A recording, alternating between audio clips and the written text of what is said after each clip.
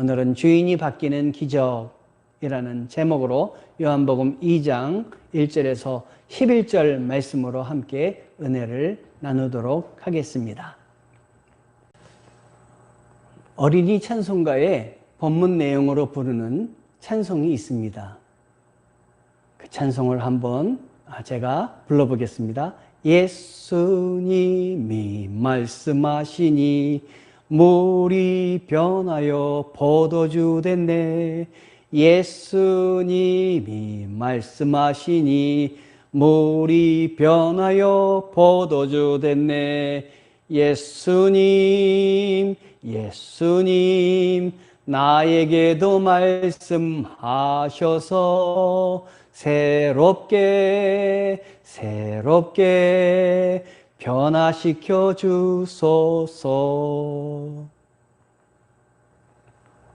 초등부에서 교육 목사를 할 때 한 선생님께서 분반 공부 시간에 한 어린이가 어떻게 물이 포도주가 될 수 있어요? 선생님, 이런 그 질문을 했다고 합니다. 그러면서 선생님은 믿으시는 것입니까? 아마도 물이 변하여 포도주가 되었다는 기적의 말씀을 정말 이 어린이는 믿기 힘이 들었나 봅니다. 오늘 말씀은 예수님께서 갈릴리 가나의 혼인잔치에서 공생의 첫 번째로 베푸신 기적의 말씀입니다. 잔치집 연회에서 포도주가 떨어지자 예수님께서 물로 포도주를 만들어 대접하셨습니다. 한 잔치집에서 주님께서 베푸신 물이 포도도 없이 즉시 포도주가 되었다는 것은 정말로 지금 생각해도 놀라운 일이며 기적입니다. 그렇다면 이 기적에 어떤 의미가 있는 것일까요? 오늘 말씀은 전에도 제가 한번 말씀을 전해드렸습니다마는 전에 설교하는 다른 쪽에서 하나님의 은혜를 나누려고 합니다. 하나님이 이 가나의 혼인잔치를 통해서 우리에게 주시는 의미를 우리는 분명히 알아서 주님 앞에 더욱더 굳건히 서며 충성을 다해야 될 것입니다. 캠브리지 대학교의 한 수업 시간에 학생들에게 그 교수님께서 이 가나의 혼인잔치에 물이 포도주로 바뀐 것에 대해서 종교적 의미에 대해서 서술하라고 했습니다. 학생들은 저마다 답을 써내려고 했는데 한 학생이 답을 쓰지 않는 것이었습니다. 끝날 때까지 가만히 있는 것이었습니다. 그래서 교수는 무슨 말이라도 좀 써. 그래야 내가 너에게 점수를 주지 라고 했는데 끝까지 쓰고 있지 않다가 맨 마지막에 펜을 들더니 아주 짧은 문장 하나로 글을 써 내려갔습니다. 그 글은 이런 글이었습니다. 물이 주인을 만나니 얼굴이 붉어졌다. The water met its master and blushed. 물이 예수님을 만나서 이렇게 노래를 부르게 되었다. 영국의 낭만파 시인 조지 고든 바이런이라는 사람이 이러한 귀한 그 말씀을 썼던 것입니다, 여러분. 바이런이 이렇게 물이 주인을 만나니 얼굴이 붉어졌다. 참 대단한 표현이 아닐 수가 없습니다.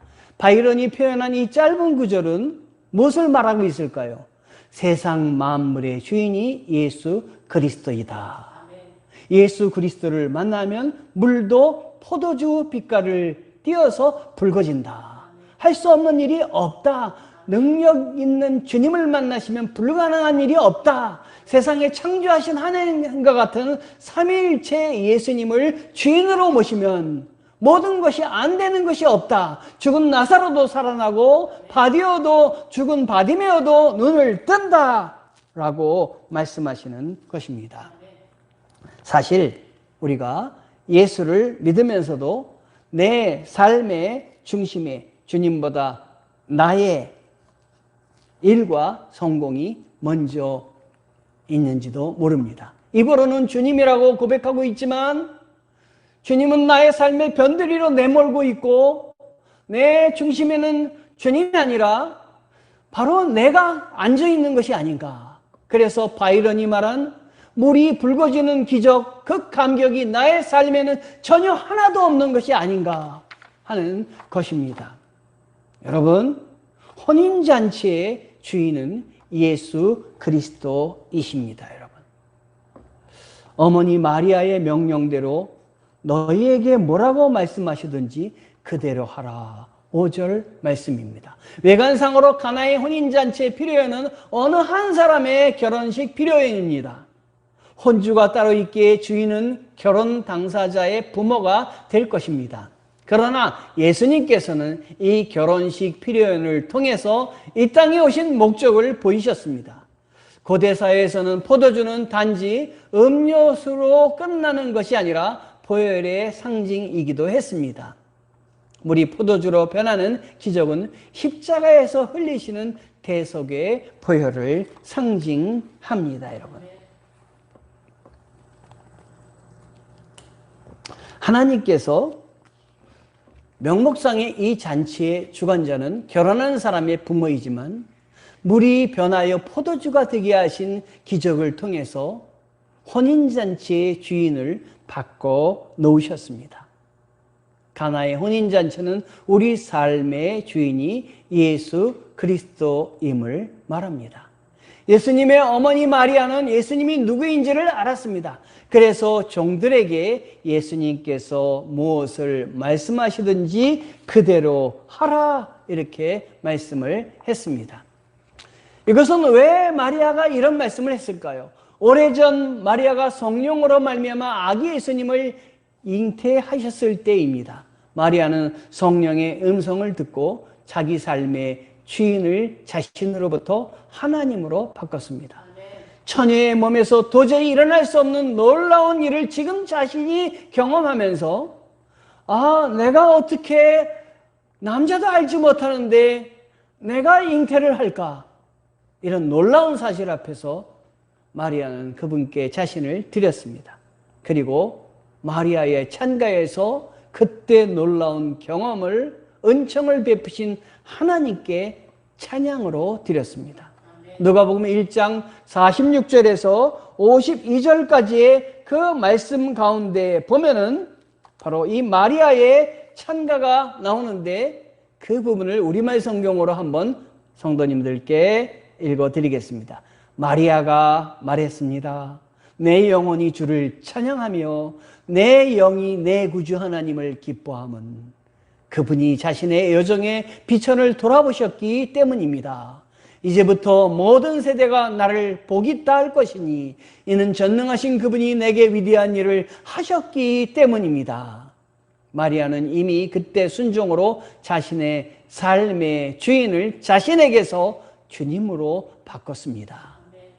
주님을 그 주인으로 바꾸자 주님께서 예수 그리스도를 그의 몸에서 태어나게 하시는 기적도 체험하게 하셨습니다. 여러분, 그 외에도 잔치자리에서 인생의 그 주인을 만난 사람들의 이야기가 6절에서 9절까지 계속이 됩니다. 6절부터 7절, 8절, 9절을 읽어보면 거기에 유대인의 정결 예식을 따라 두세 통 드는 돌 항아리 6이 놓여 있는지라. 예수께서 그들에게 이르시되 항아리에 물을 채우라 하신즉 아기까지 채우니. 8절 9절은 연회장은 물론 포도주를 맛보고도 어디서 났는지 알지 못하되 물떠온 하인들은 알지라. 오늘 본문 그 7절의 하인들은 마리아에게 들은 대로 예수님께 명하신 대로 따릅니다. 예수님께서 항아리에 물을 채우고 떠서 연회장에게 갖다 주라고 하셨습니다. 하인들이 물을 떠서 항아리에 채웠다고 하는 것에서 생각해 볼 수 있는 것은 무엇일까요? 하인들이 자신이 물을 떠갈 때는 자신들의 생각과 붙잡는 것을 포기했다고 하는 것입니다. 하인들이 물을 떠서 항아리에 채울 때 그 물이 포도주가 된다고 하는 것은 상상도 하지 못했을 것입니다. 예수님의 말씀에 순종해서 물을 떠서 항아리에 채웠다는 것 자체가 사실 기적의 출발입니다. 여러분이 어떤 일을 하실 때 주님의 명령을 받으시고 그 명령을 따라서 움직이는 순간부터 주님이 함께하여 주신다는 사실을 여러분 아셔야 되겠습니다. 일을 시작하시는 이도 하나님이시고 일을 마치시는 분도 하나님이십니다. 마칠 때까지 우리 하나님의 능력이 함께하여 주실 줄 믿습니다. 자신들의 생각과 가치관, 이 하인들도 모두 가지고 있었을 것입니다. 그러나 엉뚱한 일, 도저히 불가능한 일도 하인들이 따르고 믿고 나아가서 출발했을 때 하나님은 그들을 통해서 놀라운 일들을 하셨던 것입니다. 8절과 9절에서 우리는 하인들은 예수님의 불합리한 명령을 듣고도 순종하는 모습을 봅니다. 이제는 떠서 연회장에게 갖다 주라 하심에 갖다 주었더니 연회장은 물로 된 포도주를 맛보고도 어디에서 났는지 알지 못하되 물떠온 하인들은 알더라 말씀하고 있습니다. 연회장에게 갈 때는 여러분 무엇이었습니까? 물이었습니다. 분명히 물을 지금 떠가고 있습니다. 물떠온 하인들은 알더라. 하인들은 그것이 물이었다는 사실을 알고 있었습니다. 그래도 순종해서 갖다 드리고 있었습니다. 갖다 드렸을 때에 바로 그 하인들은 야단 맞을 각오를 하지 않았겠습니까? 하인들이 순종하여 그 연회장에게 떠간 물을 건넸을 때 이미 이 물은 포도주가 되어 있었습니다. 여기에 하인들이 반응이 나와 있지 않아서 우리는 그때 하인들이 얼마나 놀랐는지 알 수가 없습니다. 그러나 여러분 생각해 보십시오. 방금 떠가서 물을 그냥 갖다 드렸는데 그것도 생각할 수가 없는 일인데 물을 갖다 주라고 포도주를 대접해야 되는데 그런데 떠가서 드리는 순간 물이 포도주로 변해 있는 것입니다. 얼마나 기겁을 했겠습니까? 얼마나 놀랬겠습니까? 자신들의 생각, 자신들의 지금까지 경험한 모든 경험, 자신들의 지식 한순간에 무너졌을 것입니다. 그리고 예수 그리스도를 다시 쳐다보지 않았을까 하는 생각이 듭니다. 예수님은 구세주이시며 예수님은 세상을 창조하신 분이시며 예수님은 못하실 일이 없으신 그분이십니다. 예수님을 붙잡고 이 하인들은 자기들의 그 경험을 통해서 분명히 변하였을 것입니다. 아마도 저는 그들의 주인이 그 잔치자리를 베푼 그 연회장이 아니라 그 순간 예수님으로 변하지 않았을까? 그들의 삶의 주인을 예수님으로 바꾸지 않았을까 하는 생각이 듭니다. 우리 주님은 여러분들에게도 이런 은혜를 갖기를 원하십니다. 혹시 여러분 가운데 문제가 있으십니까? 아픔이 있으십니까? 병이 있으십니까? 우리 주님을 붙잡으시기 바랍니다. 물이 변하여 포도주가 되는 역사가 여러분 가운데 있기를 원합니다. 그래서 여러분의 삶도 변화가 되기를 원합니다. 여러분의 주인이 여러분 자신이 아니라 주님으로 바꾸는, 주님을 여러분의 주인으로 모시고 고백하는 그 고백이 지금 이 순간에 있기를 원합니다. 주님은 이 가나의 혼인잔치를 통해 우리에게 무엇인가 말씀하려고 하십니다. 주님이 말씀하시는 핵심은 무엇일까요? 저는 우리를 향한 주님의 사랑이다 라고 감히 말씀드립니다. 포도주가 떨어진지라 예수의 어머니가 예수에게 이르되 저들에게 포도주가 없다 하니 예수께서 이르시되 여자여 나와 무슨 상관이 있나이까? 내 때가 아직 이르지 아니하였나이다.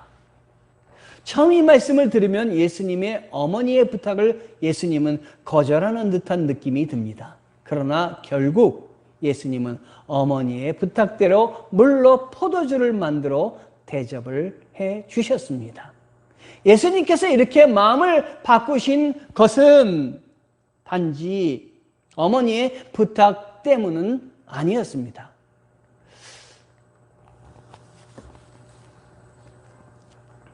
도스토옙스키의 그 까리마조프 형제들에게서 예수님의 사랑을 분명히 말을 하고 있습니다. 이 소설에는 갈릴레아 가나라는 대목이 있습니다. 가나의 혼인잔치에 관한 이야기입니다. 까라마조프가의 가나의 혼인잔치 이야기의 내용은 이렇습니다. 주인공 알려사는 그 자신이 존경하는 성자 조시마가 살아나는 기적이 일어나기를 원합니다. 그러나 시간이 지났는데도 그런 기적은 일어나지 않습니다. 알려사는 아버지와 같은 조시마를 잃은 슬픔과 함께 그동안 자신의 세계를 지탱해 주었던 믿음이 흔들리는 고통을 겪습니다.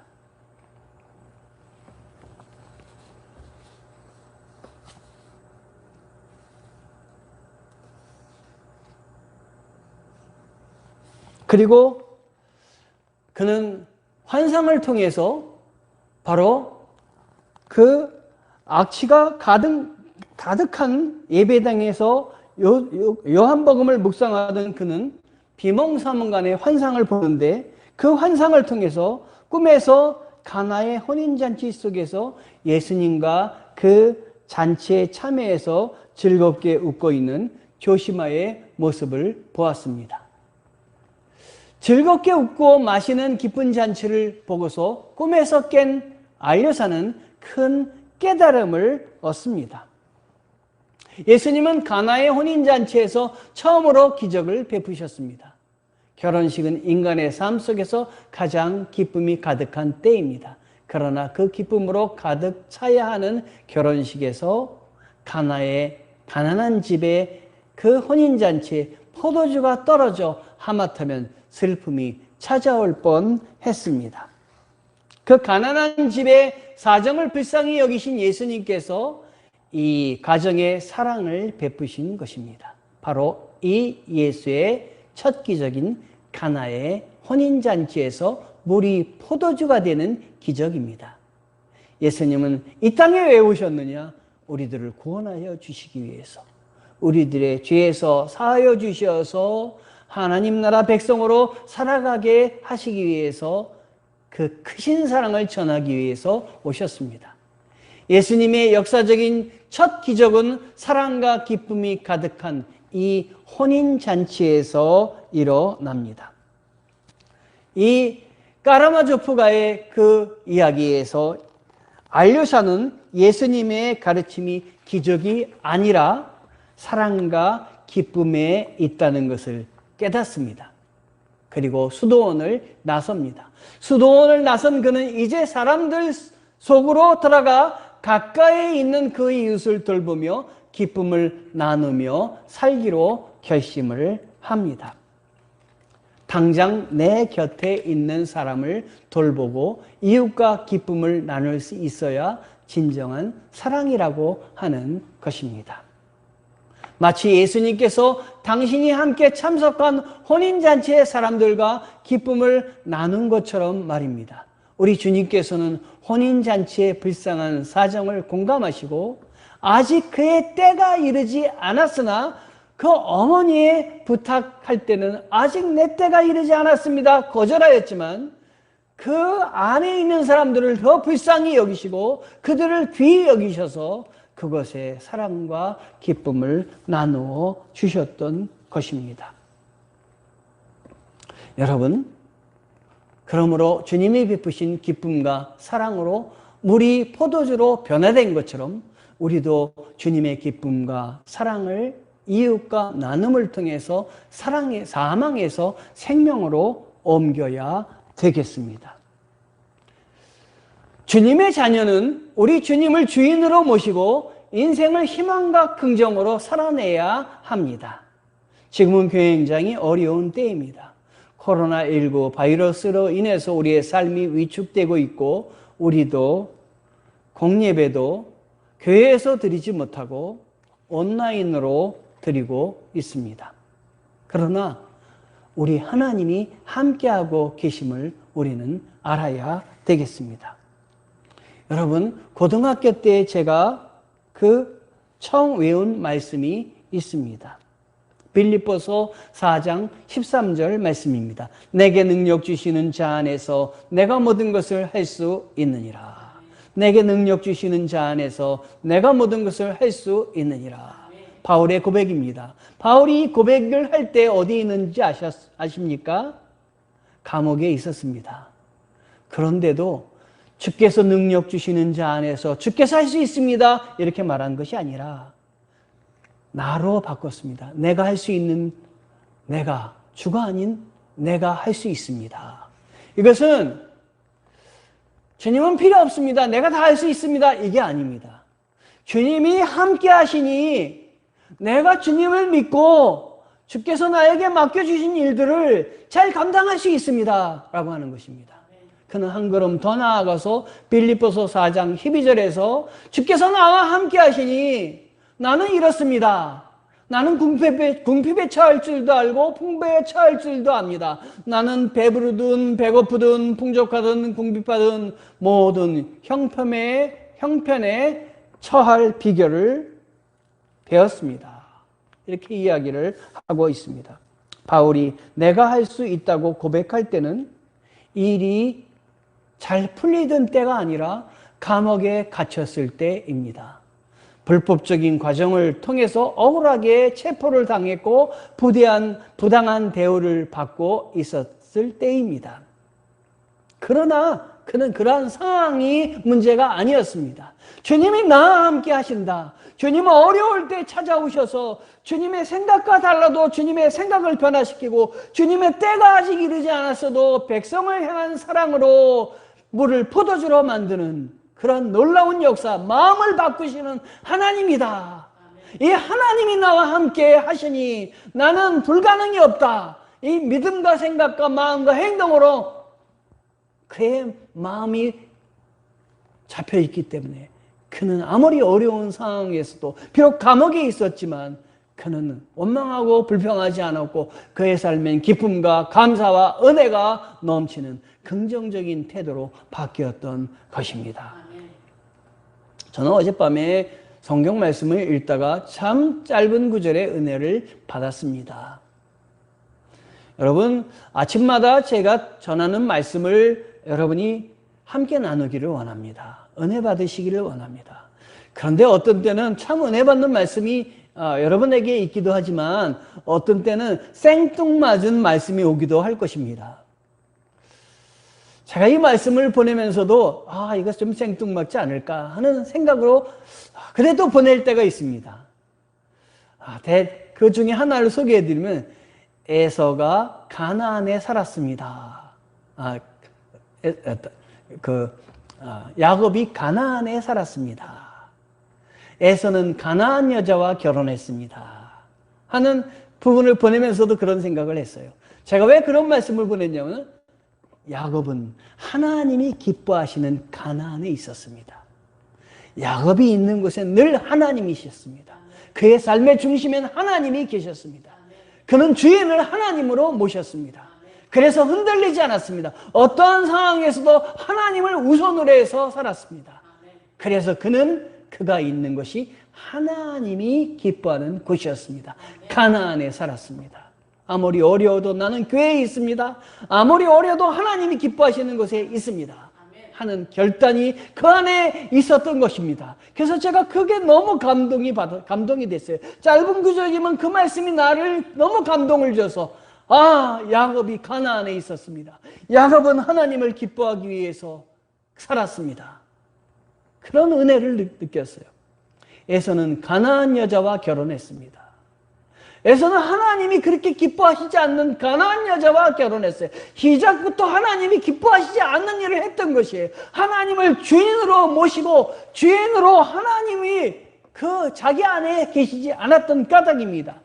그에게는 주인이 바뀌는 기적이 생기지 않았던 것이에요. 어제는 요셉 얘기를 읽었습니다. 요셉 얘기를 읽다가 요셉이 감옥에 갇히자 감옥에서 얼마나 나오고 싶었겠습니까? 그것에 감옥에 들어온 술 관원장에게 아주 잘 보이고, 그리고 술 관원장에게 이렇게 부탁을 했습니다. 여기서 나가시면 나를 기억하여 주시옵소서. 그는 그 술 관원장이 자기의 삶을 책임져주고 자기의 삶을 결정지어줄 사람으로 생각을 했습니다. 그래서 술 관원장에게 나가신다면 나를 기억하여 주시고 좋게 얘기해 주시옵소서. 그런데 성경 말씀에 이 술 관원장에 관한 이야기가 나옵니다. 이 술 관원장의 이야기가 어디 나오냐면 창세기 40장 23절에 나옵니다. 거기에 뭐라고 나오냐? 아주 짧은 구절인데, 하지만 요셉을 기억하지 않고 잊어버렸습니다. 그는 나갔지만 그렇게 부탁하고 잘해주었던 요셉을 기억하지 않고 잊어버렸습니다. 그의 삶의 주인은 자신이었기 때문에 요셉이 얼마나 하나님 앞에 안타깝게 기도하는지 그걸 그는 기억하지 못했어요. 그러나 사람은 기억하지 못했어도 하나님은 보고 계셨습니다. 요셉의 주인이신 하나님은 기억하고 계셨습니다. 그래서 하나님께서는 요셉을 그곳에서 놀라운 일을 통해서 나오게 하셨고, 그리고 30세에 국무총리가 되게 도와주셨습니다. 요셉을 감옥에서 건져내 주셔서 왕 앞에 서게 해주시고 들어 사용하여 주셨습니다. 우리 주님 우리를 사랑하십니다. 우리 주님은 우리를 사랑하십니다. 내가 너를 사랑한단다.